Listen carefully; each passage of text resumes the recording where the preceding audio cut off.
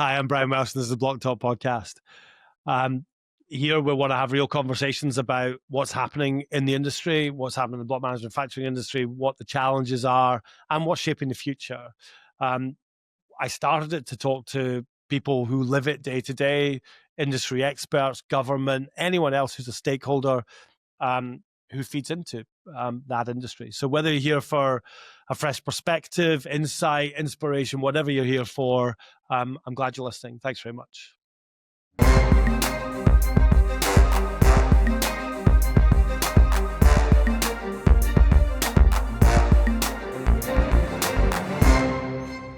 Hello and welcome to another episode of the Blocktalk podcast with me, Brian Welsh.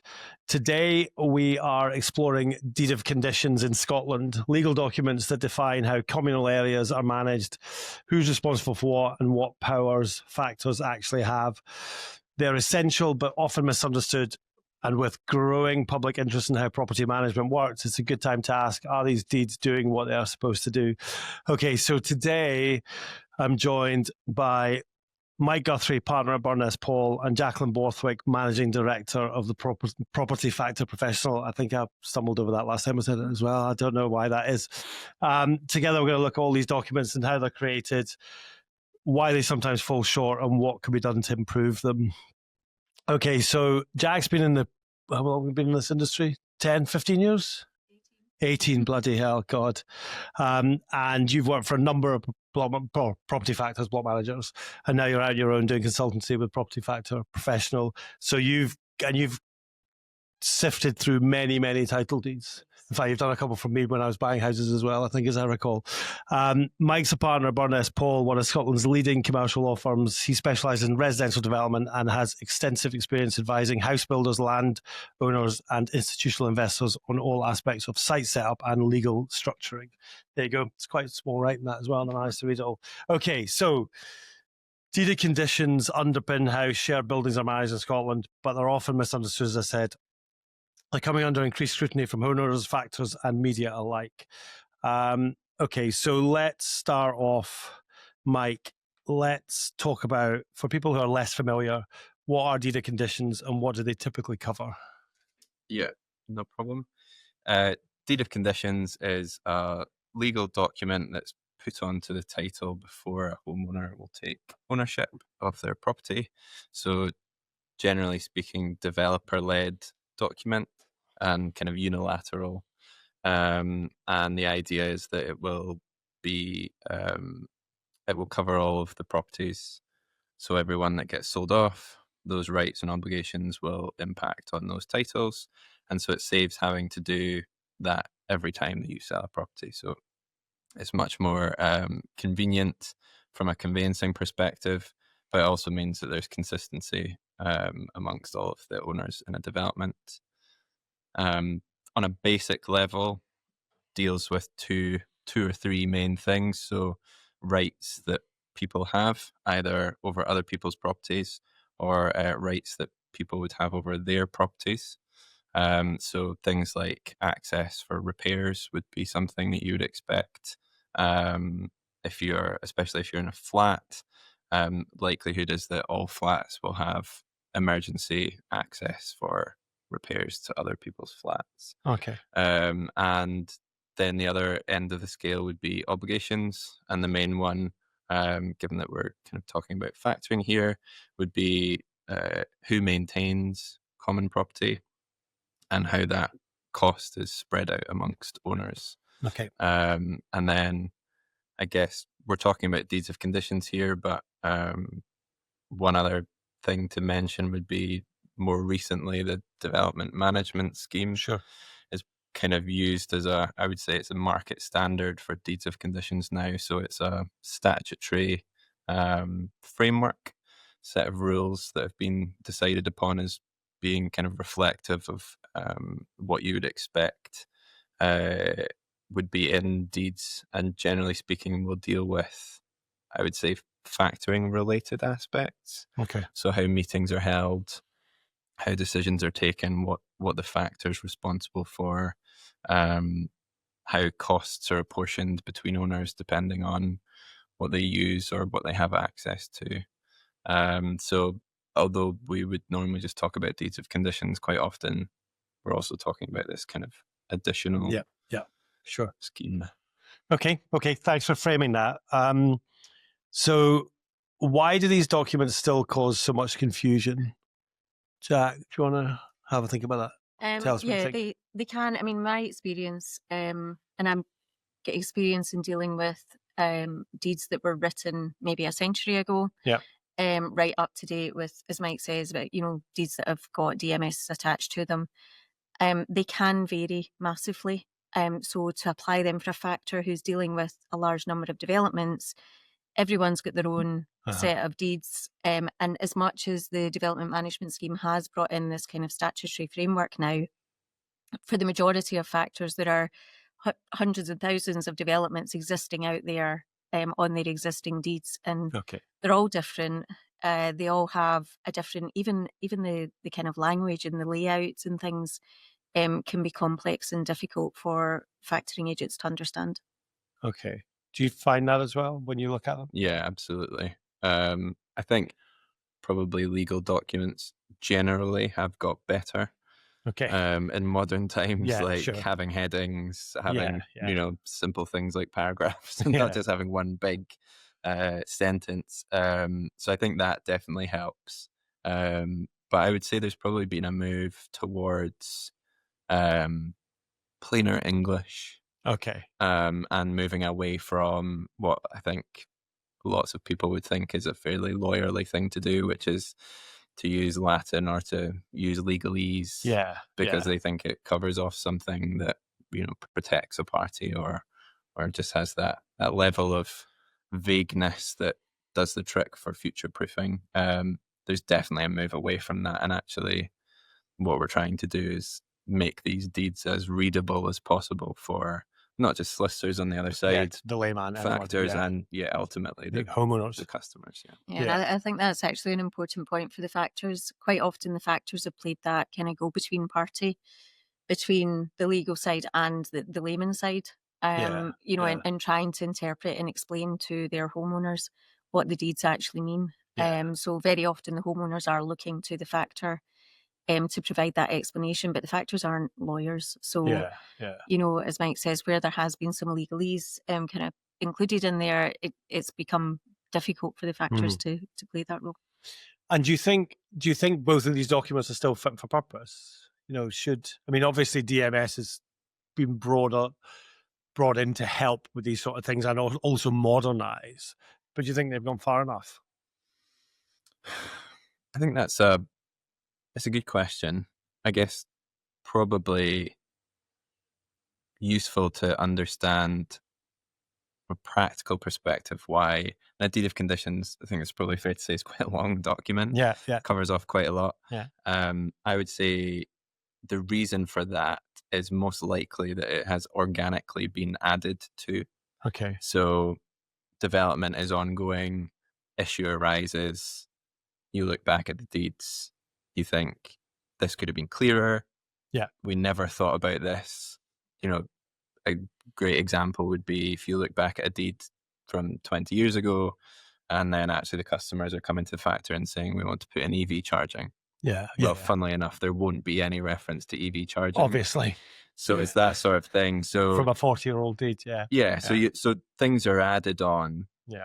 But necessarily, because their documents contain a lot of risk from a developer's perspective, because you need to have a marketable title that you can, they're marketing this as being, when you buy this property, you'll know how you're going to be managed. What you can and can't do.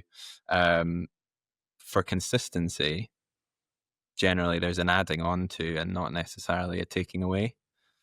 And I don't know if anyone has the real appetite to look at it and say, we should just start from scratch. And I think if you were to do that, coming at it from a different angle, and development management scheme, I think, was intended to do some of that.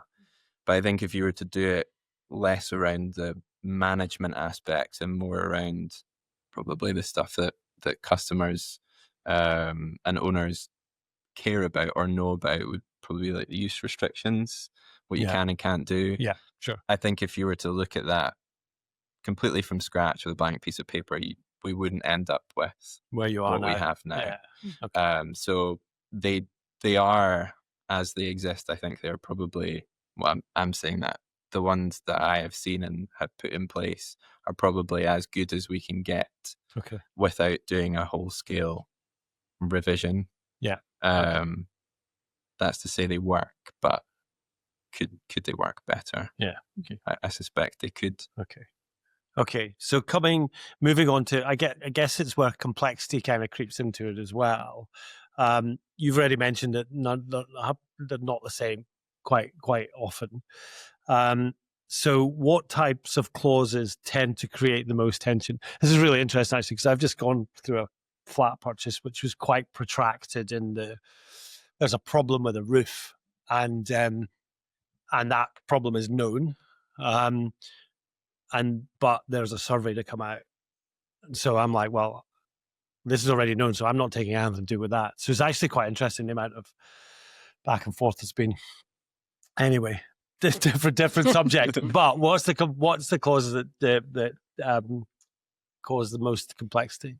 Do you know, I don't know whether it's complexity, but some of the ones that kind of rear their heads a lot are the kind of practical elements of living these days. So things like the ability to park a commercial vehicle on the development or to have a caravan on the development. Yeah. You know, these are things that people don't necessarily think about when they're purchasing a property, and they don't maybe realise that there will be a restriction attached to that. Yeah. So quite often that's where you will get issues within a development. You know, I think in this day and age, it's very likely in a lot of jobs that people do have commercial vehicles and they do need to take them home at the end of the day. If you don't have your own private driveway, you know, and it's communal parking and things, what do you do in that circumstance? So, you know, it can be things like that actually cause the issues within developments and with homeowners. Okay. Do you have any? Yeah, I'd agree. I think there are certain things that, not necessarily things I would say that people are raising as issues, but that kind of future-proofing aspect, which hasn't always been done. So, you know, there's always a prohibition about trading, using your home essentially for work. And obviously, then everybody did that. Yeah. And working from home is now a thing. Yeah. So they are, and that's a different thing than selling something out your back door, right enough. But yeah. But then sometimes there's an element of where do you draw the line, and if the line hasn't been drawn, I guess that's where sometimes the complexity creeps in. And I suspect difficult if you're the factor to try and draw that line. Yeah. With kind of a very structured set of rules, but also a very different practice. Yeah. I'm sure we'll talk about it at some point later on. Yeah. But enforcement, I think, is probably the main issue with the differences in the way that some of these are drafted up. Okay. I mean, there's ambiguity and everything like that comes into these sort of things. But have you come across deeds that make daily management harder rather than easier? Jack, do you want to hear first? Yeah, I mean, we've had a few examples where the application of the deed has almost to the extent made to the extent a development unmanageable. And that is, this is where you're getting into probably a very complex area and probably a relatively unique area. So not something that covers kind of a large portion of developments, but certainly in my own experience, I am aware of a development in the north of Scotland where there was so much complexity. The development was a very large development made up of several phases. And the way the deeds had been constructed during that kind of build periods and of those phases, there was things missed from some deeds, and you know it created whereby we were coming in expecting to manage the whole. Actually, you then started to get challenged because there was wee pockets within that didn't have X and didn't have Y. Right? Yeah. Wow. Okay. So, and actually, the end result in that one was that the factor walked away. Because it just became unmanageable. Okay. And that's not helpful for anybody. No. But if I've got a deed that says you don't need to pay for the communal upkeep of the play park, and my neighbour says that his does, then why would I pay, right? Because I've made the decision. Well, okay, I maybe not made the decision to not buy the house or buy the house of it not being there. But at the end of the day, it's not there. I didn't know about it. Yeah. Okay. All right. Do you have any experience of that sort of stuff as well? Yeah, absolutely. And I think Jack's probably touched on a point where, deeds of conditions are fairly complicated as they are because every site is different. It would be great to be able to have a standard set that you just fire on. It's just, it doesn't work that way because of the nature of the rules. It has to be practical. Yeah. So there will be sites that have, things that other sites don't.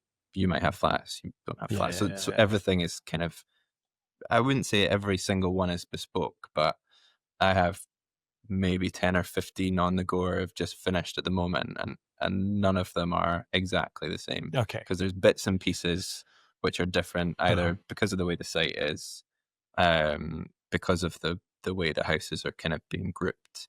When you add that layer on, so we've got an overarching framework with different developers having their own parcels. If that's set up badly, then it's a car crash. Yeah. From start till finish. Okay. And the further you go down, 2 parcels have been sold off, 3 parcels have been sold off, fixing it becomes almost impossible. Yeah.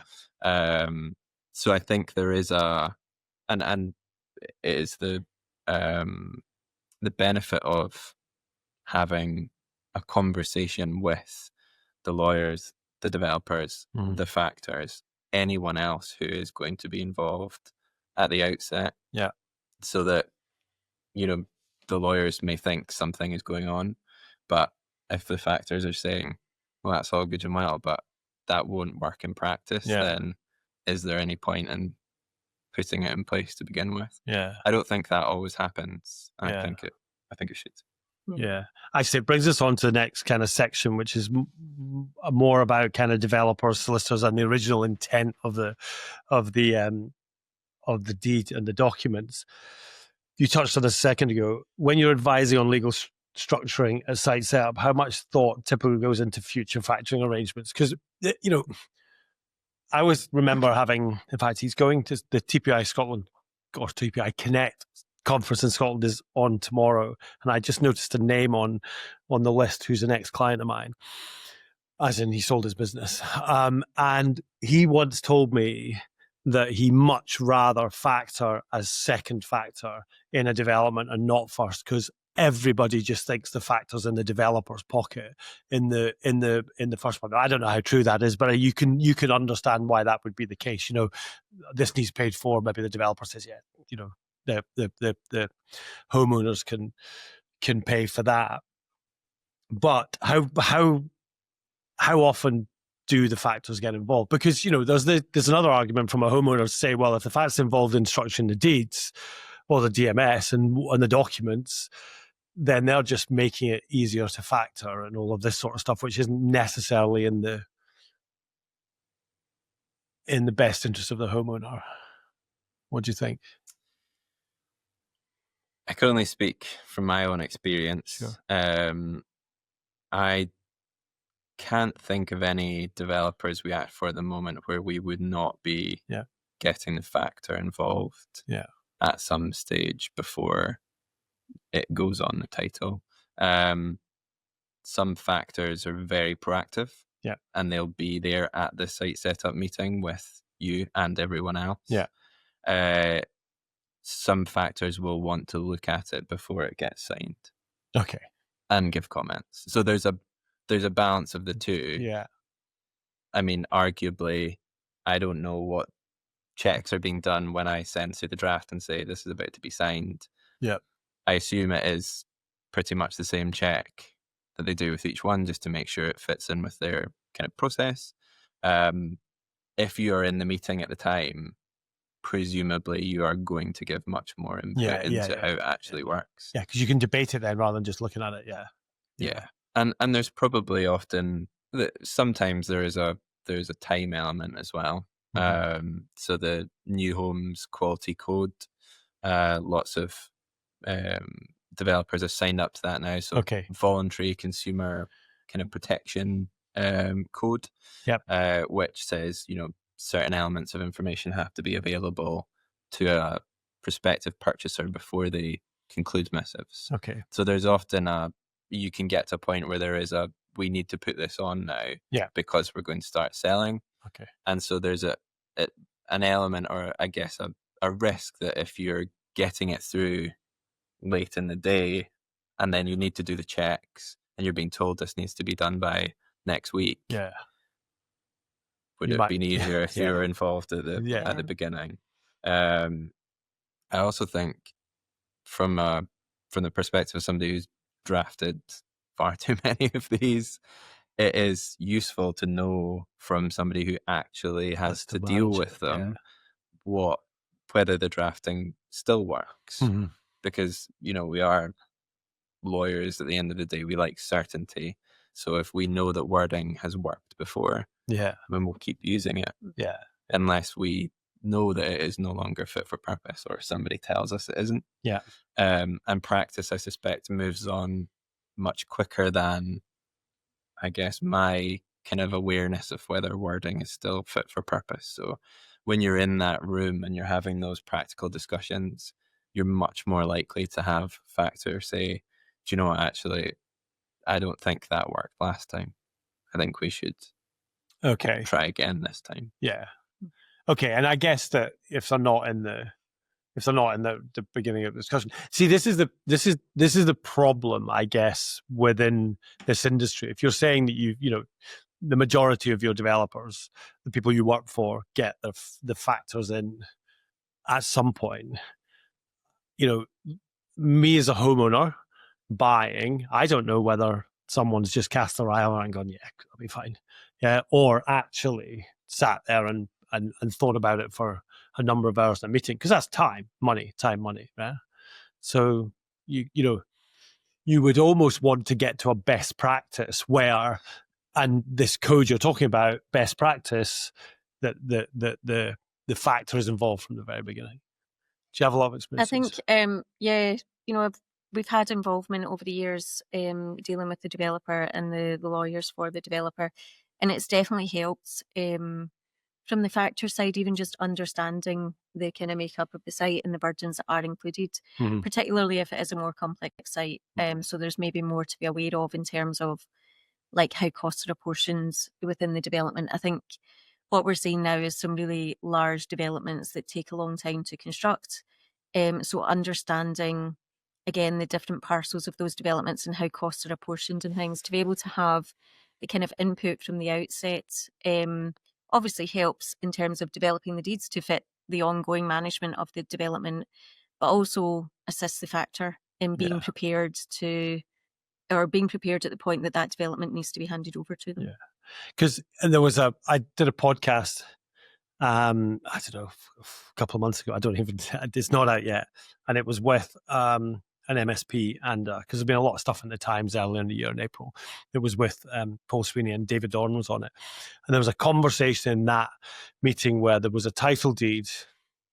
I don't think it was a DMS. I don't know them. And there was a title deed that effectively had something in it that said, if you want to change factor, you've got to have 99% of the people in a room, this room, between, I'm being facetious now, between 5:05 and 5:10 on a Monday, you know what I mean? Which is impossible to do, so you can never change factor. So you can, everything you're saying is absolutely pro, get the factors in early so that actually that site can be managed properly and, and for the benefit of the people buying into it. But there is always that kind of negativity of stuff that's gone on before.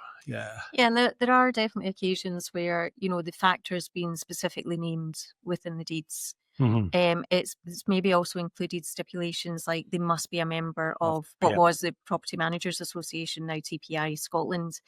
Things like that have been included. And, certainly I can see, is that purely to benefit the factor? So I can understand where there's maybe been some questions raised from homeowners about things like that. I'm not sure that that's as common. No. Well, it's not, For it to be that kind of detailed or that specific. Yeah. I mean, I dare say anything you work on now doesn't have any little thing like that in it. No, and I've never named factors, but I have seen that happen. I guess not a huge amount of thought will necessarily go into why they have been named, but actually from a kind of legal perspective, and I think if owners knew this, they might take a little bit more comfort that actually the factor is the one that's dealing with it. The developer is the manager. Yeah. And they will be the manager. They are just subcontracting it to somebody who is actually capable of doing the job, because clearly they don't want to do it. Yeah.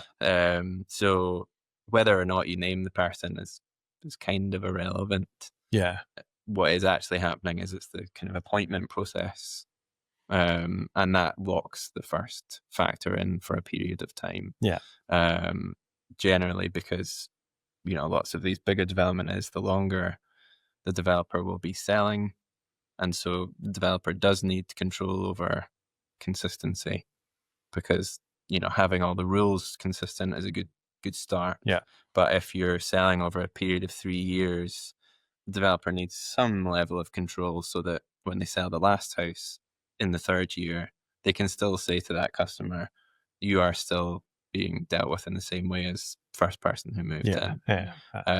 If you lose some of that control, other decisions are made, things change, then you can kind of no longer say that. Yeah. So there is that element of kind of developer control that needs to be kept. Yeah. Okay. I don't know if we've covered this, I don't think so. What's often misunderstood about the relationship between the deed, the site layout, and the long-term communal obligations?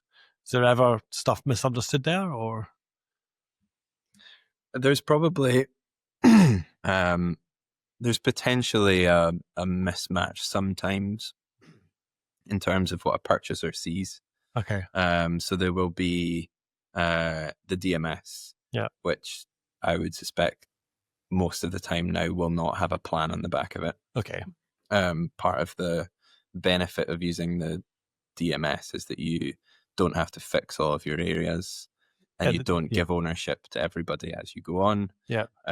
It keeps it flexible, and then all of the common areas will go to an owners association at the end of the development. Okay. So there won't be a plan, generally speaking, on the DMS. So it will just have the rules. There'll then be probably a DPA plan or a kind of legal site plan, which should show everything generally from a conveyancing perspective. It will show common areas, indicative, and it will show the boundaries of the houses, that sort of thing. But then there will also be a factor plan, which sometimes is the same, sometimes isn't the same. Okay. Which is, I think, explaining what areas the factor has agreed to take over. And then there's the kind of statement of costs, the kind of estimated service charge budget, which is one of those pieces of information that the consumer codes say needs to be available at the beginning. So I think potentially, depending on the advice that purchasers are getting, it's not always 100% clear how those three things tie up. Yeah. Whether or not they need to know, they need 100% knowledge of how that works. I don't know. Maybe it's fine to say, I know what I'm paying. And my lawyers told me that I'm paying for what I'm supposed to be paying. But if someone was to say, I want to delve into it all, I suspect there's probably areas where they will look and say, I don't know how you've got here. I'll be honest and say there has definitely been times in my working life where we have been sitting in an office with colouring pens and colouring in a map to demonstrate to the homeowners which areas we are actually responsible for. And it's because that clarity's maybe not been there from the outset, or maybe maybe the clarity was there, but we don't actually have the drawings and the plans and things that were kind of prepared in the first place. So that's definitely not been an unusual situation where you've actually had to kind of point that out to the homeowners. I think there can also be a kind of confusion between some of the terminology, the difference between mutual areas versus common areas, things like that quite often need to be explained to homeowners as well. And where you do have colour-coded plans and it refers to the mutual area, but who's responsible for the mutual areas versus another area in the plan that's common areas and who's responsible for the common areas. Yeah. And a lot of people maybe think that they are kind of one and the same, but actually they're not. When it comes to deeds, they are two separately defined terms. Okay. And they might carry different kind of liabilities for who's responsible for them. Right. Okay. So there can, whether there's actually a mismatch between the different documents or not, but I think the interpretation and the understanding of them is maybe where the mismatch can exist. Okay.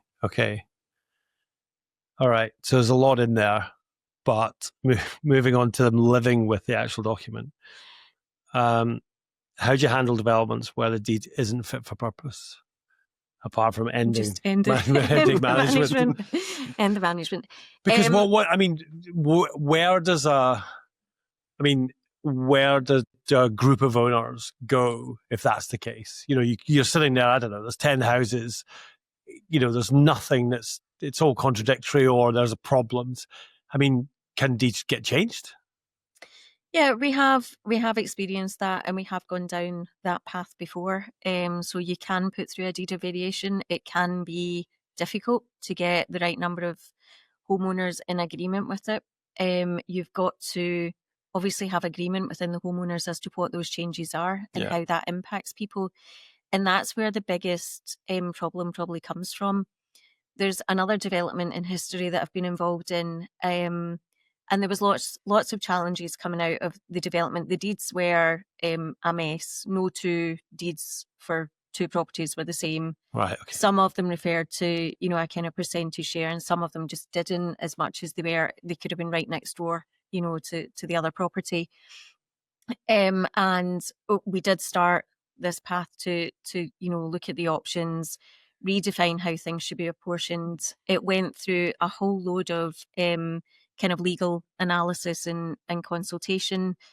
It was presented back to the homeowners, and essentially what we ended up with was a complete divide within the homeowners. Because of course, obviously, I don't want to pay for that because I'm not paying for it now. Well, because some people then won out of the situation and some people lost out of the situation. And, it just became an impossible position to actually manage. If it's something more simple along the lines of maybe allowing something to happen within the development that hasn't previously happened. So, EV charging. EV charging, something like that. You're maybe more likely to get people on board. But when it starts, maybe looking at how costs are distributed and things like that, I think that's where you can get a divide. But certainly we have gone down the path previously of attempting to put through a deed of variation. And it can be successful. Mike's probably better placed and more knowledgeable and experienced in that kind of particular aspect. But it is definitely an option. But I think one that the factors maybe wouldn't necessarily always want to get tied up in. And because it can be a lengthy and difficult process. At the end of the day, right, a factor, and this, I guess, this is the thing that people have to remember. A factor's fee is to cover them to do a certain amount of work, core services, and actually spending hours and hours and hours and hours talking about how to change a title deed. That's not what they're being paid for. So there's always that kind of, you're going to do everything that I want to do, but actually that fee is for these core services. And that's a lot of extra hours to be able to do that. Yeah. And a lot of the time the factor they'll maybe, kind of give them some initial guidance, and suggest that they seek their own legal opinion on it. But a lot of the time the factors will step out of that particular process. Okay. Understood. Anything to add? Yeah. You will, I suspect, find more issues with older deeds that are not, especially if they're not development management scheme. Right. Okay. More recent deeds, especially if you're using development management scheme, will be very clear about how many people what majority you need Yeah, sure. to be able to just have a deed of variation. Did you? Yeah. And the ability, I think this is sometimes the important bit that older deeds don't do, the ability for the factor, on the basis of a decision by that majority, to then, as agent for everybody, Yeah. and the people who didn't agree, to register that Yeah. deed on behalf of the owners. Yeah. That doesn't really kind of come up in older deeds. Yeah. Okay. Often there's no mechanism at all to For any decide change. who does what. So Yeah. at that point, there are statutory provisions, and there is a kind of percentage of people that you need to get agreement for. The kind of key thing that's missing is if you all agree, then no one else has a say. If you go through the legislation and go through the kind of statutory way of varying, even if you have a majority, there still needs to be notice to the people who did not agree. Okay. And they can go to the Lands Tribunal and essentially oppose. Okay. So it's a long, drawn out process. Yeah. Meanwhile, houses are not becoming maintained and these sort of things. Yeah. And I think on a practical level, I think it's a really key point that I think some people expect a factor will do it all and have a solicitor who'll deal with it all. Yeah. It doesn't work that way. Yeah. And the difference between having a deed where you can get the factor, having a meeting, agreeing, and then getting a simple deed drafted up and registered, the cost of that would be fairly low in comparison to an opposed application to the Lands Tribunal. And so when you're dealing with this, and we've had a few over the years where we've been referred by factors to say, we need help here, but just to be clear, you're not acting for us. Yeah, you'll be acting for an owner or many owners. And when you get to that point, the explanation is, if this is opposed, it turns ugly, because essentially now it's a court case. Yeah, it's litigation. And the litigation team will take it from here, and they won't be able to give you a fixed fee like I can, because I'm so generous. Right, okay. Because they don't know how much. They don't know how long it's going to take. I think sometimes that alone can be enough for people to think. Yeah. So just live with it. Okay. Right. Are homeowners generally aware of their deed obligations? And the reason that I asked this question, so Mark Griffin was in here, another MSP who had made comment in the Times, and when he was in, Derek McDonald was in as well from Newton, and Mark actually gave two different experiences of buying a house, and I want to talk about the buying process as well today.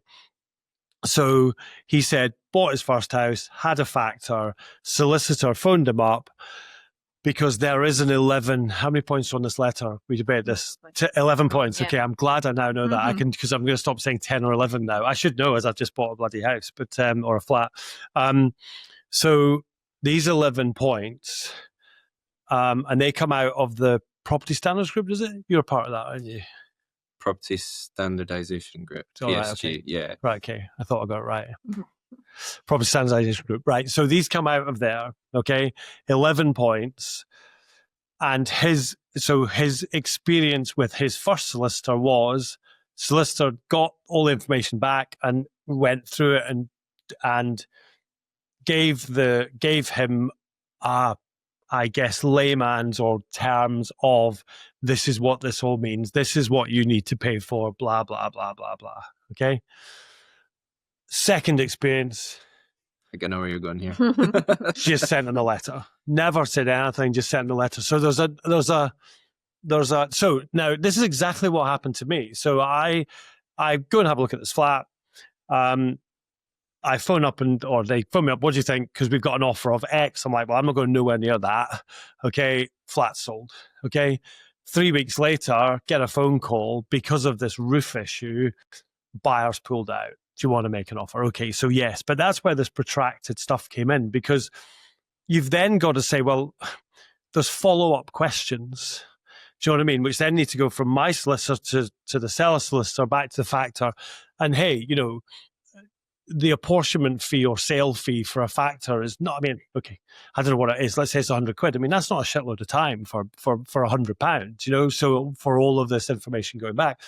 So it seems to me, although there's an 11-point letter in place, there's a whole raft of differences or non-uniform ways of people getting the information. Now, I'm talking about from a sale point of view, which we're going to talk about a wee bit more, because there's other things in there to talk about. But do you think that in general, homeowners have a bloody clue what their deed actually says and what their obligations are? Jack? I think if a homeowner, particularly flat homeowners, if they have owned a flat previously, they are more likely to understand it second time rounds. Yeah, okay. The first time buyers are probably, you know, that's... Because this is the thing, right? So, okay, maybe not for me this time because it's a bit of a bolt hole, right? But, you know, most people are more excited about what color of sofa they're buying, what color they're going to paint the walls, and, you know, and what the date of their housewarming party is, you know, rather than worried about what their deed of, you know, or what their obligations are. Yeah. And, you know, during that whole sale process, there's a lot of documents going backwards and forwards. There's a lot for them to read and sign. And, you know, to actually, they've maybe read it, but have they digested it and do they remember it 3 years down the line when something actually comes up within the development that, you know, raises an issue? No, they probably don't. And I think, you know, whether the lawyer has gone through it or at least provided the information to them, I think lawyers are very good now at asking that, you know, generally speaking, across the industry, when the letter comes in, the 11-point questionnaire is on there. Okay. How much they get back from the factor will vary by factor. Okay. How much the lawyer will challenge what has come back from the factor will obviously vary by lawyer. And ultimately what then gets passed on to the homeowner, you know, is going to vary again. So throughout those whole processes, you know, how much of that information is getting lost or distorted, you know, that can definitely happen. I think people who are experienced with having a communal living situation previously do expect there to be a deed of conditions and do expect there to be burdens. I think those first time buyers are people who have lived in a property previously that was maybe an older property that didn't have, you know, kind of communal burdens and things attached to it. That's probably where more of the education needs to come from. But, you know, whose responsibility is that? Maybe, It's not a lawyer's responsibility to understand their kind of personal history and house buying and communal living situations. So, you know, I guess, yes, it would be great if the lawyer actually took that time to sit down and make sure they went through it all and understood it all. But what they can't do is confirm exactly how much the homeowner has listened or digested the information. Okay. Have you come across this, the kind of absolutely disparity? Yeah. I think it's probably worth the context around how much a solicitor, and to be clear, I do selling mostly. Okay. If we're buying properties on behalf of developers as a kind of part exchange scheme. And because of that, they will be getting sold on fairly quickly. Okay. And we don't know who the solicitor will be. So we have to act like every solicitor that we deal with will be the worst. And they will ask the most questions. So we probably take a harsher view on things than others may, because there's not kind of margin for error. Right. Because anything that we don't get or isn't right in 3 weeks' time, a solicitor may well point that out to us, and it's too late for us to do anything about it. But from that aside, I think there's definitely a massive disparity in terms of the cost of buying a house, in terms of legal fees. If you're paying 500 quid or you're paying £2,500, well, I mean, you can work out who's going to give you the best advice. Yeah. For some reason, people, bearing in mind this will be probably the biggest they always go for the cheapest investment that they make until they buy another house, will go on price. And necessarily what happens is they lose out on that kind of advisory aspect. I've heard that, and this is anecdotal, just from people that I work with who have been kind of buying a flat or buying a new build. They have just had the title sheet sent to them. Okay. Here it is. Mhm. Do you Now, want it? Some of these I'm going to conclude missives. some of these title sheets will have a deed of conditions on them, which, if you're not a lawyer, is a fair amount to kind of delve through and work out. Digest and work Some out. of them have 3 or 4. Right, okay. Now, if you're a solicitor who's dealt with this before, it's quite easy to work out which one you want to look at. It's the important one. But if you're just getting it sent to you, where do you start? I think that's a good point as well. Just now, nowadays where there's a DMS very often attached. I mean, I have seen a set of a deed of conditions with a DMS attached to it that's 80 pages long. At that point in time, that's some serious bedtime reading for somebody purchasing a property. And the likelihood, the likelihood of them actually reading that full document is slim. I think that's where, it's the salient points, isn't it, of what it is that your burdens are and what your obligations are. We, to be fair, we spoke about this 11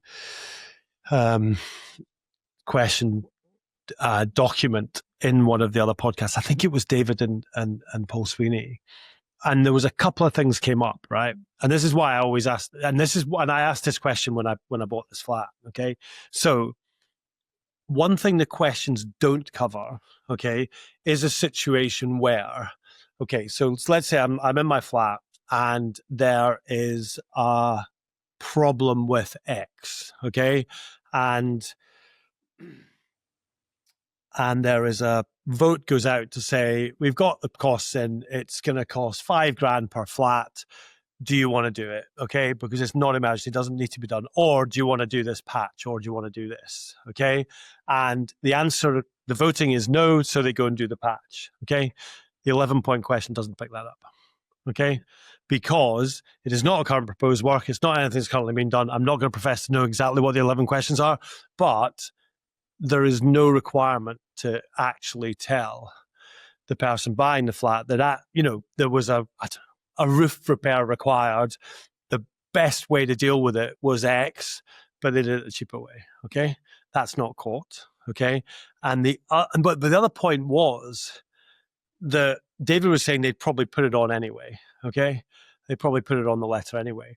But in the past, they have been in a situation where they've sent the letter back to the selling solicitor, and the selling solicitor has said, could you remove that paragraph because I did not ask you that question? Yeah. Okay. So now, whether that's a long, long time ago or whatever, so I think there is still quite, I'm not professor, I just think there's still work to be done in that sort of stuff. Yeah. Because I would certainly want to know that, the proposal to maintain your building group of flat owners is to do the best way is to do X. There is a potential to do Y. I think, do you know one thing that's just come to mind there is right. You go first, and then you can jump in. No, you go. Sorry. One thing that's come to mind there is that, if they've carried out a patch job, now that might have been 3-4 years ago, but if the decision at the time was, you can carry out this patch job, it will get you through the next 5 years. Great. Homeowners all decide to do that and worry about it in 5 years' time, but you're that purchaser coming in year 4. The factor's not going to tell you about that. The factor's not going to say, by the way, 4 years ago, we did this patch job knowing that it's probably only got a 5-year lifespan on it. Chances are this is going to come up in the next kind of 12 to 24 months. Okay, but there could be a question that says, tell me all the estimates or estimated work you have, and this comes into having fabulous software, right? Which obviously we supply. But it comes into, tell me what estimates you've gone out for in the last 5 years and proposed to your homeowners that they've not gone ahead with. Is that not something you would want to know as a buyer? Is, how far back do you go? Well, okay. Because if you're talking about roof repairs, well, a roof should be lasting decades. So how far back do you go? Well, I think if a patch job is patching something for 10 or 15 years, that's not really a patch then, is it? You know what I mean? There's something more fundamental. I mean, we're kind of splitting hairs a wee bit on that, but it is a question, is not, that can fall through? Or, well, let's say, I don't know, I'm trying to think of another example, but it is something that you've gone to the homeowners with and said, and there was a reason because someone's asked the question, and the homeowners have said no. From a factors perspective, if you did the, and by patch, I'm assuming we're saying this will last, say, a couple of years. Yeah. Would that go down as something that you are reviewing, keeping under review? Because I think at the point that something, and I might be wrong here, but just from experience of dealing with letters that come in, if something is kind of being regularly reviewed, as in it's not been fixed and we know it's not, that normally does make it onto the letter. Yeah. One thing, which is a best practice kind of situation, that a number of factors are employing would be to have a 10-year maintenance programme. Yeah. I think that 10-year maintenance programme should be duly shared with any potential purchaser. I didn't get one with what the flat I just bought. So, and I don't know, I mean, they might have the 10-year plan in place. Do they provide it to purchasers? I don't know. You know, I can't answer for all the individual factors that are out there, but the best practice would be to have a 10-year maintenance programme in place and being followed and reviewed. So things like that then are being picked up, because if you're carrying out a patch job and you know it's going to last 5 years, you should then automatically be putting that onto your plan to at least review. That's not to say that it needs work, but at least to review it at that point in time. It's a decision-making process, right? So, because I've bought a modern-ish flat I was playing golf with an old school friend of mine, and a pal of mine, and one of my old school friends, chums, who happens to be a property factor and a client as well. And he said to me, Brian, why are you buying a flat in something that has a lift and it's got a zinc roof and it's got all of this sort of shit that can go wrong? Why don't you just buy a flat in a tenement where, you know, there's very little of these services? And, you know, I mean, okay, yeah, you're going to need a new roof every 50 or 60 years, maybe slightly longer. It's the 150, 200 grand cost for the roof that's the scary bit in that, yeah? And I guess there's a wee bit of, if you're buying something newer, maybe you think you're getting a bit more comfort in the fact that it's newer, but you don't know what quality or whatever has been employed when they're building it. But for me, I think I'd want to know, what does the next 10 years look like? Now, but again, this comes down to, what is the factor's core services? Does his fee include doing this? Because this takes time, you know? Yeah. And, you know, 500 quid for a conveyance, you know, for someone who's gone to law school for 4 or 5 years, 500 quid is not a huge amount of money, you know, for that sort of, to do that job. There's also an important question in what are the factor's responsibilities? Yeah. Because, you know, if the factor provides chapter on verse in everything that's ever been carried out in the development, and ultimately a sale falls through. Yeah. But then, okay, but you know, that's, well, okay, but you can go and have a look at all the past MOTs on a car now. Do you know what I mean? And look at what cars failed MOTs on. Surely to God, you know, a car's a liability that loses money. You know, the biggest purchase of anyone's life, probably, or most people's, you would surely want to know that. And you know, and because if you're not maintaining your building, why the hell should you sell it for a good price? You know, there is an element here, I guess. We're talking about buying, so there is the whole process around having your home report, which I think is a different scenario to what used to happen when you would get your own survey. And I know lots of people still, especially if it's a higher value property, will still get their own survey. If you've ever looked at a home report, and I'm not saying they're all like this, but you won't necessarily be able to look at it and know what the condition of the roof is. No, they won't, because no, you're right, because they've not. Yes. It might have been a clear day and they had very strong binoculars that sort of thing. Yeah. If it's got a hole in it, it probably you know they'll. But other than that, you're not going to get any information from that element. I guess if you were buying a kind of detached house, then there's probably less excuse for them to be able to miss that sort of thing. Mm. But then ultimately, your factor is not going to be that. involved in Yeah, that. because that's the individual this part is of it. you, Yeah. and you need to That's deal not with communal. that. Yeah. On the 10-year thing, what's interesting, this is the current position, not sure it will stay 10 years, but again, under this new homes quality code, as part of selling a new build, developers are being asked to give a 10-year affordability schedule, Okay. which is what may you have to pay in the next 10 years Yeah. for basically living in this house. Okay. So not just mortgage and council tax, will you need to replace your boiler? Yeah. Will you need to? I mean, the likelihood on to do that in 10 years on a new build is pretty minimal. But you would hope. Yes. Yeah, you would hope. Yeah. And I guess on new builds as well, you have, for a number of things, they'll be covered by a 10-year warranty. Some sort of warranty, yeah.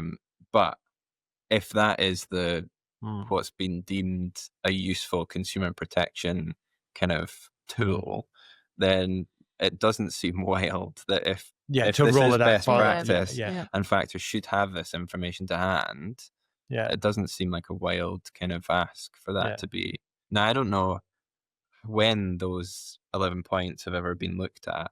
I wouldn't even know whether that's something that's constantly under review. Who came up with it? Was it the Property Standardization Group? The Property Standardization Group hold the document as a template. Right. I don't know if it was a suggestion from a number of residential firms to say we need to standardize this, and they just hold it. It's built into the Scottish standard clauses, so the standard contract you would use for kind of second-hand house purchases. I mean, maybe it's one for TPI Scotland to because it's to the benefit of the homeowner, but also to the benefit of the factor. I mean, the factor doesn't want someone who's just bought a house phoning them up and going, why the hell have I just got a bill or an estimate for a roof repair that I didn't know anything about? Okay, that's unlikely, but you know what I mean? It's transparency to me, and that's how it needs to be. Because I mean, it's not unusual for a person who's just bought a flat, maybe slightly less now, to move in, and the first time they know that there's a factor is when they get the factors letter to say, well, you're a factor. I mean, because how many people read a home report? And actually, to be honest, I'll say this. I mean, I think this has been said in another couple of podcasts. I don't think the home report is fit for purpose. The factoring questionnaire certainly is not fit for purpose. I mean, some of them that I've read, when they literally, who's the factor and what are you liable for? There's a factor, nothing else, and it doesn't get checked. There's no way to come back and go, no, I'm sorry, you've not filled in enough. So they fill in what they want to fill in. Yeah. So I don't think that part of the home report is fit for purpose at all. Yeah, personally.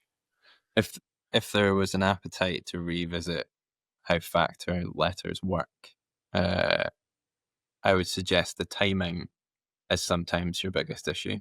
Yeah. I can understand why you would want to get the factors letter as close to settling as possible. Yeah. Because you want to know the most up-to-date position. What's just happened, yeah. But if that's the first time you're seeing it and something flags up, you won't necessarily have enough time to work out whether or not you can take the risk. Yeah.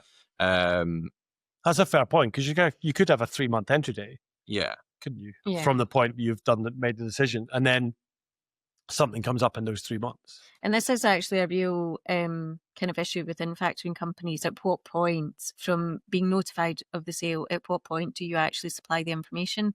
Because, if it is going to span over a couple of months, then, things can change. So do you do all the work from the outset, but then have to redo it all? And again, coming back to the fee that the factors are charging for that, like, if you need to redo everything, you're not just pressing a button. You're not doubling your fee. Exactly. To facilitate that. In fact, higher sale fees tend to be if there's late notification of a sale rather than early notification. But it begs the question as well. You could, in the days where, well, I guess the property market is still pretty high. People are, certainly in Glasgow and certainly in the West End, things are going for punchy numbers above valuation. But so you might want to conclude missives. I always remember buying a house once going, I want to conclude missives on the one I'm buying before the one I'm selling, because I didn't want to be without a house, because it was that competitive a market. But if you conclude missives 3 months before, then you're screwed anyway, because you've signed a contract, unless of course the missive state will have to revisit any factoring changes or whatever, but that's unlikely to happen as well. So anything happens in that 3 months, you're screwed anyway. Yeah. The contract does have the kind of ripcord. So if something isn't what you would expect, then there is that ability to say, whoa, we didn't know about this. But nobody really wants to rely on that. Yeah. If it was a property transaction, if you were buying, you would get a property search before you concluded, which would show you everything. Yeah. And you would ask the questions that you needed to ask based on what you saw. And then just before you settle, you get a continuation of that, which says, this is what has changed since the last one. Yeah. Now, professional search firms have obviously worked on their software to make sure that they know that when this continuation comes out and I say it's got nothing on it, that means nothing has happened. Nothing's changed. Yeah. And I think from a personal perspective, and having done this quite a number of times, doing part exchanges where it's fallen apart quite far down the road because something has been flagged up that nobody was expecting. Had the buyer known 3 months before that there was a massive problem, so rack was one of the ones that came up, so the kind of defective concrete. If we'd known about that when we were discussing it, never would have gone forward, or would have said, we really will need a full, we will need all the information to even make a decision on this. If you had a kind of interim and then final way of doing that, I think that would probably... I mean, we have a sales, the property product has a sales framework in it where it gathers the information from you from various different areas of the system, and then can produce that. So to refresh that, it would not be a massive difficult thing for a user to do, I would suspect. But that is reliant on what's in the system. If the information isn't in the system. Well, that's why my man over here, who's behind the recording still, although he needs to get someone else to do this, talks often about a single point of truth. And that is one place where you hold one complete system, not 3 separate systems, one complete system that is the Bible. In fact, I seem to recall one of your previous colleagues calling it the brain or the Bible or something. The brain of the organization. Absolutely every bit of information. I'm not going to mention his name because he used to get far too many mentions on this podcast. But all of the information is in one place. So therefore, you can just grab that information. And hey, see all the stuff that's happened in the last 10 years. There's a proposed work to do the roof repair. It didn't go ahead. You can list that information as well, and it is, the information's there and it's readily available. I think the big question comes around transparency. I think it is right that factors are transparent. But it's what level of transparency. And I know that probably a lot of people would be concerned at being almost like overly transparent. Do you think so?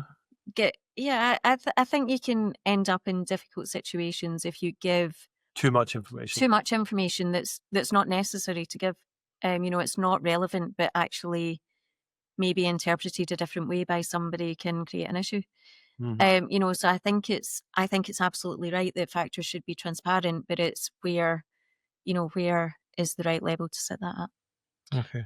I did want to pick back up because I think you made an interesting statement around a solicitor going back to a factor and saying, no, we didn't ask you that, so take it out.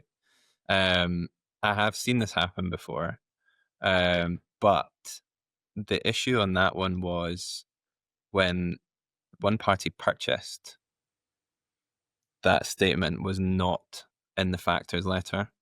And then quite quickly, They sold. And the it was. statement was... And it wasn't to do with anything that happened in the intervening time. No. An internal decision had been made as to whether or not we should be disclosing that. And so prejudiced the original buyer because that information was never known and should have been there to begin with or shouldn't be there at all. Okay, so here's the question for you. If you were the purchaser in that environment, would you have wanted to know the bit of information? Which one? The second one. If you were the buyer, would you have wanted to know? So where we ended up getting to was that it was a non-point. Okay. So it's not right. It was a... So if it was a non-point, why take it out? No, it was a non-point as in once we delved through all of the information behind it, including having to look at the inspection reports. Okay. And somebody had misinterpreted what a structural surveyor had said. Right, okay. And I think got the fear. Right. And said, oh God, we better put something in. Right, okay. But that report had happened a year before either of these transactions. Yeah. So the actual position didn't change. Right, okay. Okay. But this extra bit of information, because it is just a line in a letter. Yeah. Everything. It could be, everything crumbled, basically. Okay. I wonder, I don't know. It was mentioned because it's happened before. Yeah.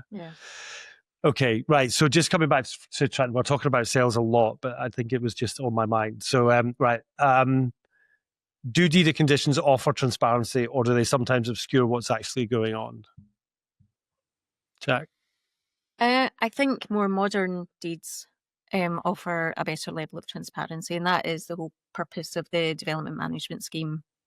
So that the debate is not there, and it is much clearer and simpler to understand for homeowners. So I think modern deeds are kind of getting there. We still have that issue with the older deeds, obviously, where there can still be a lot of kind of debate around and the narrative that's in there. Yeah, I agree. I think one of the issues with older deeds is the kind of lack of clarity in a deed about what the common areas would be at the time that you were buying. Yeah. And that has a kind of ongoing impact on what the common property actually would be. Yeah. Now I think it's much clearer, albeit there is actually, until the last house has been sold, you never actually know exactly what it's going to be. Mm-hmm. But you have an idea of essentially the maximum amount that you will be paying for maintenance on. Yeah. And what's likely to happen is if developer somehow manages to get planning to squeeze another house in, then you will be paying less because there'll be an extra person paying, and there'll be a little patch of landscaping that no longer needs maintained. Yeah. I get it. So could better communication or education help resolve some of the frustration? This is a question that this came up, I think it was in the podcast that when Neil Watt interviewed me and I mentioned education, and he said, the problem is that you can put together so much literature and, different ways for people to get information, but there's a fundamental, they've got to want to be educated and they've got to want to read something. And, it's not the most exciting thing in the world, right? Reading what obligations you have as a homeowner to for what you need to pay for. But could better communication? Do you think factors communicate enough? Do you think deeds are communicated well enough? I think factors communicate a lot better now than they ever used to. Probably since the introduction of the Code of Conduct, and obviously one of the sections in there is about the communication with the homeowners. In saying that, there's still a huge amount of apathy out there with homeowners. Yeah. So, that is a constant battle for factors. There are homeowner groups who just do not want to engage. So it doesn't matter what you're trying to communicate with them, whether it's something that you're hoping to carry out within the development, whether it's something to do with the burdens included within their deeds, they are just not going to engage with you. Mm-hmm. unless it has a financial impact on them. That's probably the point that people actually kind of start to engage. But, you know, quite often by that point, you're maybe quite far down a process, and, you know, it can be quite difficult to deal with then. So I think communication levels are a lot higher and a lot better than they ever were, which is obviously good. And I think a lot of homeowners, you know, as much as there still is apathy, I think particularly since COVID, I think people have become much more aware of their factors and the services that the factors carry out. They're at home, so they're aware now of contractors kind of visiting the development, whereas they never saw them before. They you know, they turned up when they were at work, so they came home at night. Somebody had been, but, you know, there was maybe, other than your grounds maintenance, your cleaning, there's maybe not massive evidence of somebody having been there during the day. So as much as that apathy still exists, I think there is certainly a growing number of homeowners now who are more engaged and more likely to, you know, kind of deal positively with that communication coming from the homeowner, from the factor. Sorry. Okay. And there's been a number of articles, obviously, in the Times in April. And in fact, we interviewed Paull Sweeney and David Dorn, and at the beginning of it, I said to him, you said factoring was a racket. His response was, it's a provocative term, but at the end of the day, I'm sitting on a podcast with who is now the chair of TPI Scotland, or maybe not quite yet, maybe in a couple of days. But the reason that he said it was because he was hearing factors, certainly from his constituents and also from other MSPs. So I think that was the reason that he kind of made those comments. But do you think that current media narratives reflect the root of the actual problem? I think one thing to pick up on there is you are much more likely to hear the negative side. And that's not just within factoring, you know, that's on anything. I mean, nobody ever phones us up to say you've done a great job, you know. Well, actually, to be fair, it actually does happen. But normally you phone someone when you've got a problem. Right? But if you're putting a review online, it's generally speaking because there's been an issue with it. You know, it's not. I know people do put positive reviews on, but I think those kind of keyboard warriors are definitely more likely, you know, to put on a bad review about something than, you know, a good review that they've had about something. And I think the same exists here, and the same exists in the media. And again, like he said, it was a provocative term. There's not a headline that says factors in Scotland are doing a wonderful job. That is not a headline. It doesn't sell newspapers. Yeah, exactly. So, you know, I think if anyone still reads a newspaper, you know what I mean. People obviously want to grab attention. I think also the fact there are bad actors in every single market, in every single walk of life, and you know the majority. You know, I don't see. I mean, I see lots of things with the job I do within CPL. I mean, I've been in property factoring software for 27, 28 years, something like that. So you see the things and you hear because everyone thinks that factors are skimming off the top, right? I mean, that was a thing that always was a thing. I mean, our software does not handle skimming off the top, okay? Just does not handle it at all, okay? They used to get this thing in, so you would get this thing, watch that see. I used to get this thing. We should not. There's no skimming. There's no skimming function. Yeah. So the software used to have what was called settlement discount, right? Okay, so and it was very, very big in the building trade. So if you bought, I've done tons of different kind of. In fact, when CPL was started, we had builders merchants, we had transport companies, we had all sorts of commercial software products, but we only obviously do factoring now. And settlement discount existed, okay, where if you paid your bill within the time, you could take a percentage off. And hey, that's something you're buying to sell on. This is different. You're buying something for your clients. But I'm sure people used that in the past. Now, I mean, if you want to do it, you can do it, but you just need to put in your written statement of service to say, I'm taking a 1%, 2%, 3% or whatever skim off the top. So, but I mean, there have been bad actors, and and I've seen it. I mean, I've seen, even recently seen howlers that you would never expect, not in our clients, in prospects, when you're looking at their current systems and these sort of things. But by and large, every single one of certainly our clients, want to do a good job for their customer. They are not sitting there wanting to do a bad job. Yeah. So I think sorry. No, you go.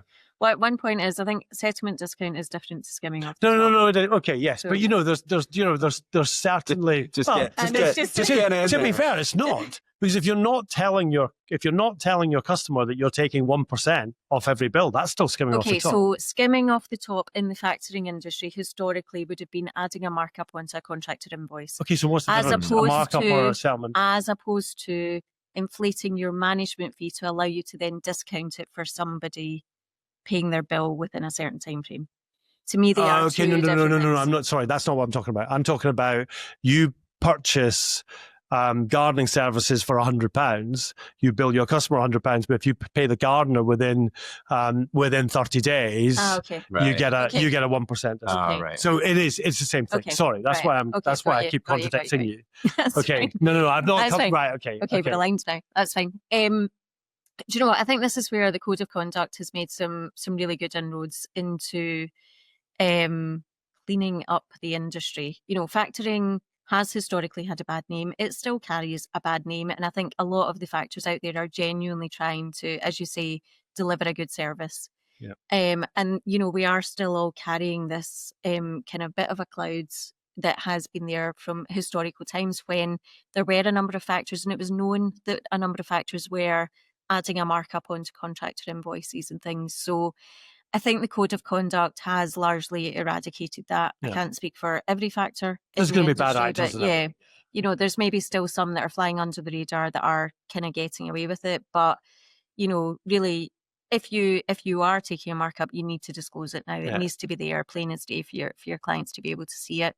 So I think the Code of Conduct has made massive inroads into addressing those kind of historical issues that were in the industry. Yeah, okay. I do think the value of having somebody who deals with all of that stuff is missed sometimes. I know you've mentioned it before, the management fee isn't astronomical. Yeah. But I think either people have not been in a situation or cannot remember what it was like when they lived in a tenement. Yeah. And you had to agree with the other people in your stair who was going to clean it. Yeah. And they'll put the bucket outside the student's flat, and they never do it because they don't care. Yeah. And you can't force them to. And then there's the roof repair that needs done, and if everybody other than two people are happy to pay for it, the person at the top needs to pay for it because they're the one that's impacted the most, and they end up just paying for it and losing out. When you have a factor that's much less likely that those things will happen, and that's what you pay for. Yeah, exactly. Yeah. Okay. Right. Moving on. Before we just get final thoughts from you, let's talk about improving the system. Okay, let's just cover this one thing. This was to do with conveyancing as well, actually. So in a recent newspaper article, there was a real life example of a homeowner moving into property only to be hit with a bill for debt that had been spread across all owners because one resident hasn't paid. Is that in the 11-point letter? What's the debt in the development? Yeah. So you would know, but does it go as far as to say how much of it is quite close to being spread? Not necessarily. I mean, it will identify. I can't remember the exact word, or maybe might will, but it will identify if there is a potential liability to the incoming homeowner. But in terms of what action has been taken to recover it, how aged it is, things like that, the factor won't necessarily go into that level of detail. Okay. All right. Okay. If you could rewrite the deed template tomorrow, what's the first thing you'd change? I mean, I think I probably said this at the beginning. If I was going to rewrite it, that would probably be an exercise that has been overdue, and there would be many things that I would deal with. Right. Probably taking out some of the kind of historic, fairly vague use restrictions and conditions which remain but have never really been messed with. Because, for instance, don't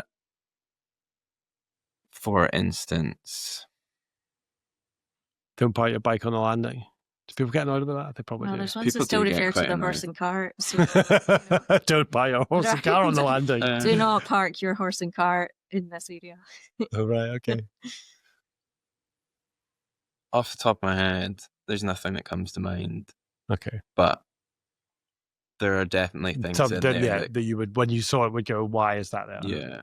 Okay. And there's probably also an element of duplication Okay. as things have been added on. Yeah. That haven't been dealt with properly. Yeah, that you could just bring all of that together in probably a cleaner way. Okay. Okay. Jack, get rid of horse and cart. Get rid of the horse and cart. Sometimes there are different clauses within a deed that appear to the layman, certainly, to contradict each other. Okay. And it's probably just trying to, I know it's really difficult to say, I'll just simplify the process, because it is a legal document, it is an important document, and it needs to cover, a kind of multitude of different aspects. But ensuring that you don't have those kind of potential interpretations of different clauses meaning different things. Okay. That would be a good one. The DMS in modern deeds is certainly, the fact that they do have paragraphs, they do have punctuation, things like that are all massive steps forward versus old sets of deeds. So, if you were talking about an old set of deeds, then I would say, yes, please put in paragraphs and punctuation. That would be a great, that would be a great improvement. So. Okay. Right. I have two final questions. And if there's something you want to add I haven't covered, please tell me at the end before I attempt to sign off. Okay. What's one thing you wish every homeowner knew about a deed of condition? That it existed and bloody read it. Yeah, probably that it existed in the first place. And I think probably the most day-to-day impactful element of it is how costs are apportioned. What are they liable for, and how are those costs apportioned to them? To have that clarity within a development, there can be a vast number of apportionments at play. So to make it really clear for the homeowners from those deeds exactly what those apportionments are, would help. I think probably understanding how enforcement works on two ends of the scale. The sort of, if I ask the factor to do something about this, will they do it? And can they do it? Yeah, can they or will they? And then ultimately, who, if somebody does need to take somebody to court, who is responsible for doing that? Yeah. Because I think, and we touched on this, I think a lot of people think it's the factor. Missing that the factor is merely an agent for all of the owners. Yeah. So the idea that they would be necessarily bringing an action on their own without some sort of decision being made. I think there's probably a lack of understanding around who's the right person to speak to.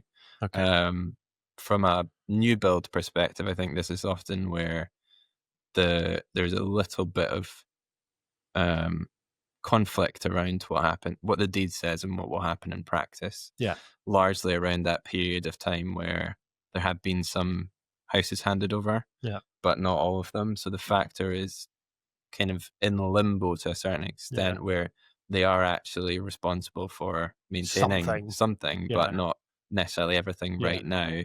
And the developer also has that ability to step in, the kind of retain developer rights to make sure that somebody doesn't go and do something that makes it more difficult to sell.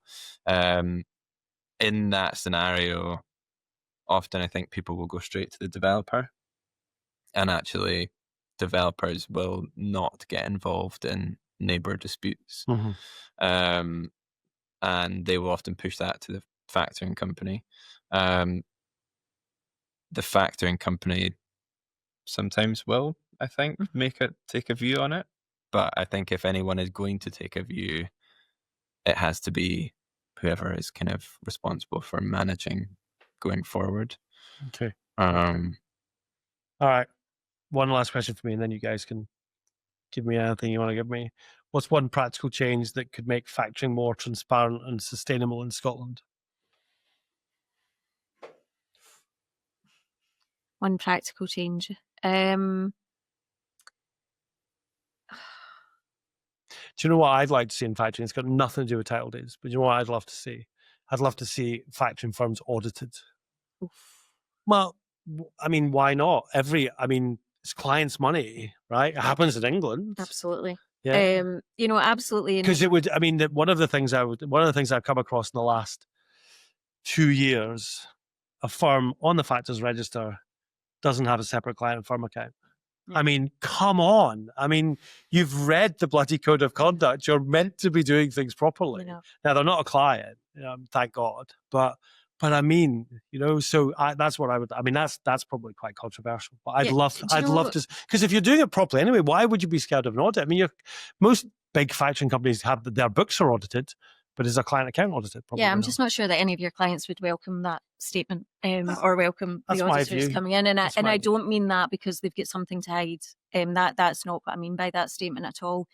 It's just, again, that's a huge amount of resource that will need to go into a whole new process in terms of dealing with the auditors, gathering the information, presenting the information, arguing the information.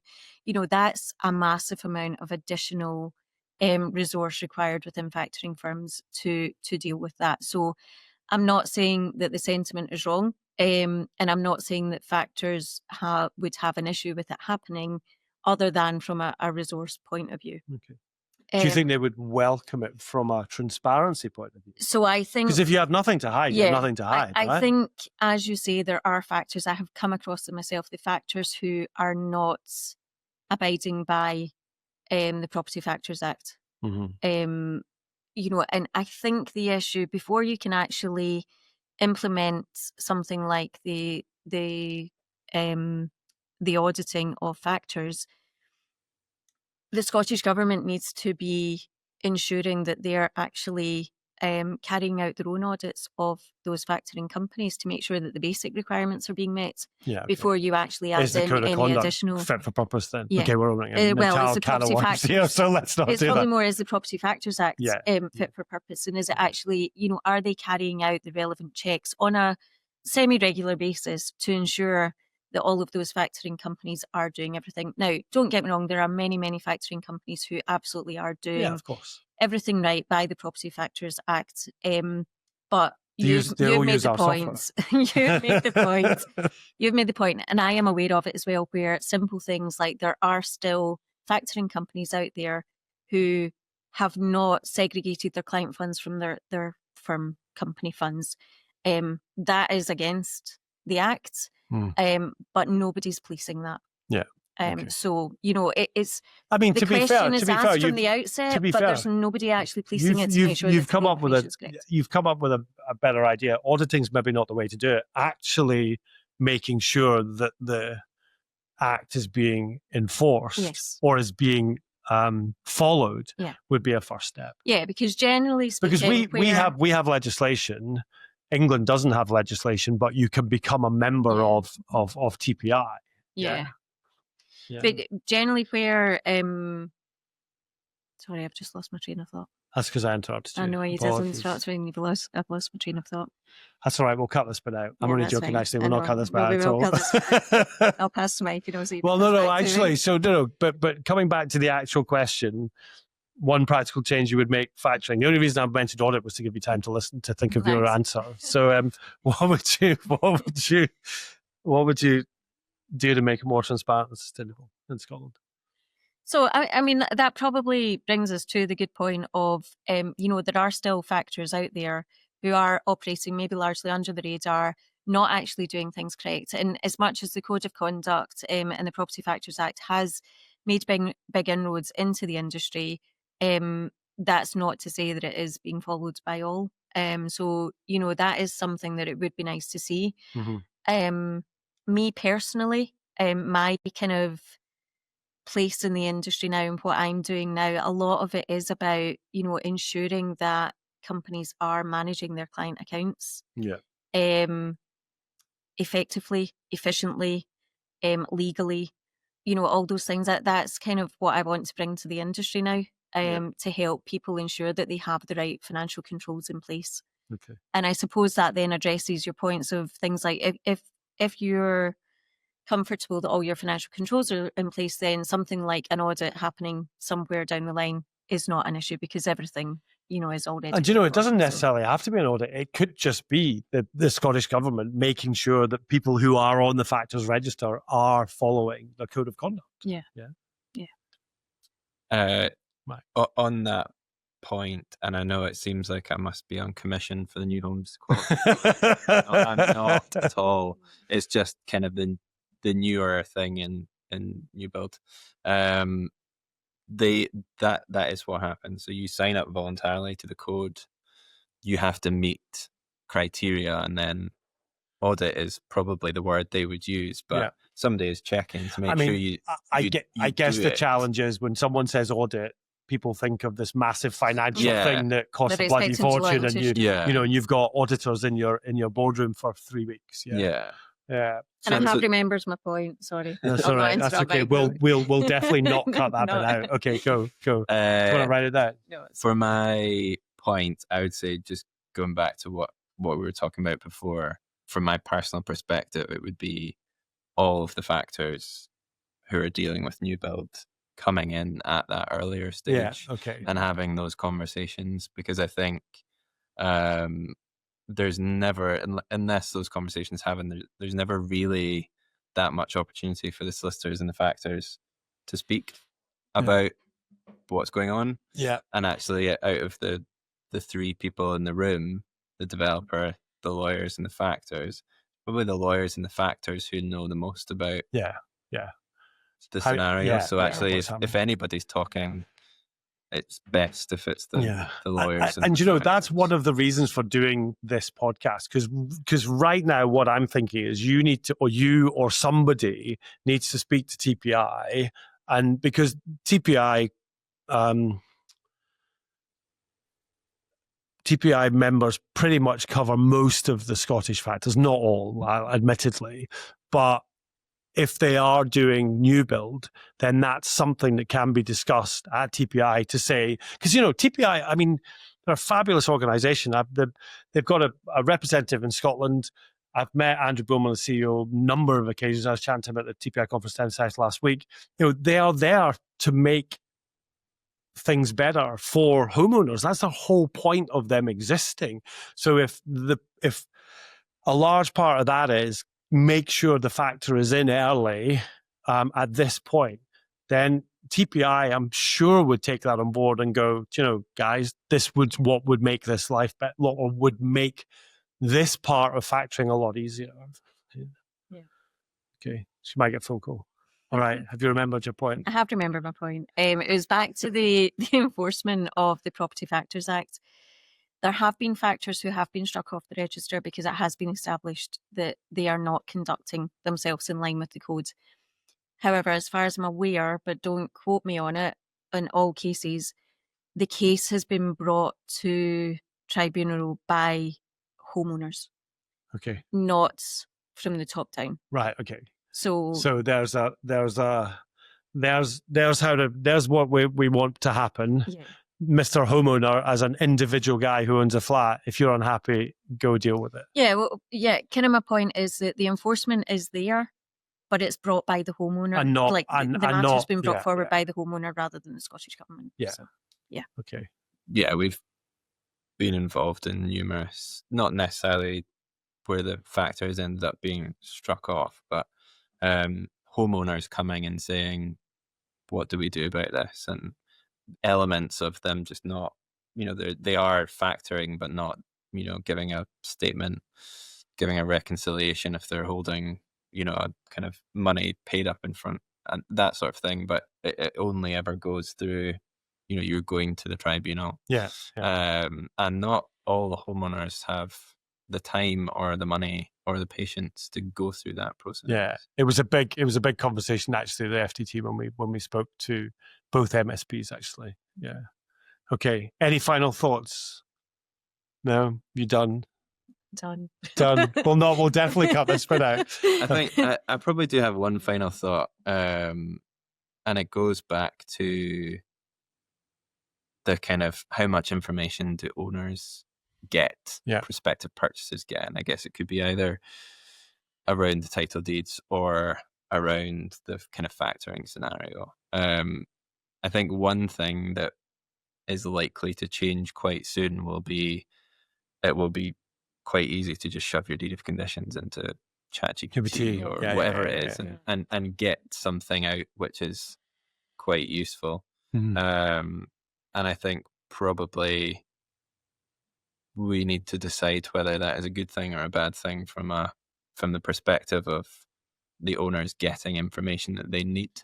We talked about this extensively on the podcast where Neil actually interviewed me because we were talking about where's AI going and stuff like that. And I was talking about, AI being able to read documents within our software and all these sort of things.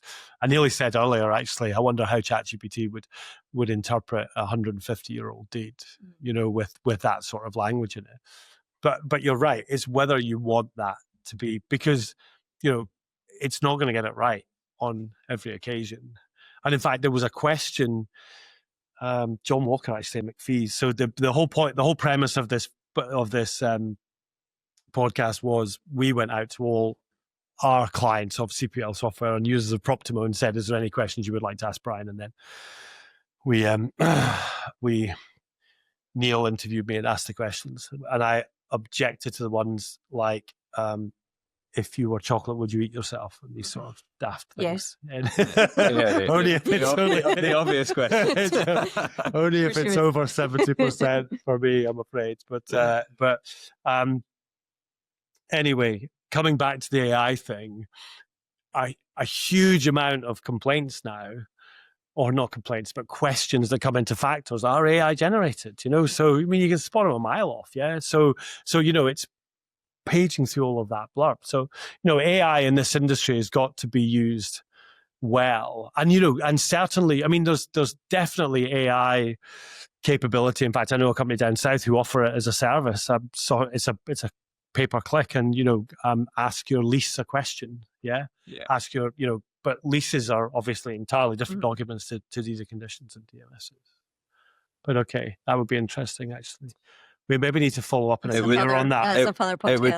It would be interesting, and also would potentially miss a large part of maybe not the £500 fee solicitors, but the closer up the scale of if you're paying a proper fee for something, actually what you're paying is for somebody who has read many of these and knows actually, does it matter? Yeah. Yeah, and I don't. Yeah, I do. I need to tell them that?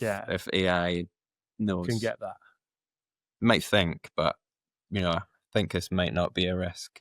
Yeah, but your solicitors necessarily probably have a much better idea for whether something will be an issue or not. Okay, brilliant. Thank you so much for coming on. That was really good. Really great discussion. Thanks for coming on. Thank you. Thank you.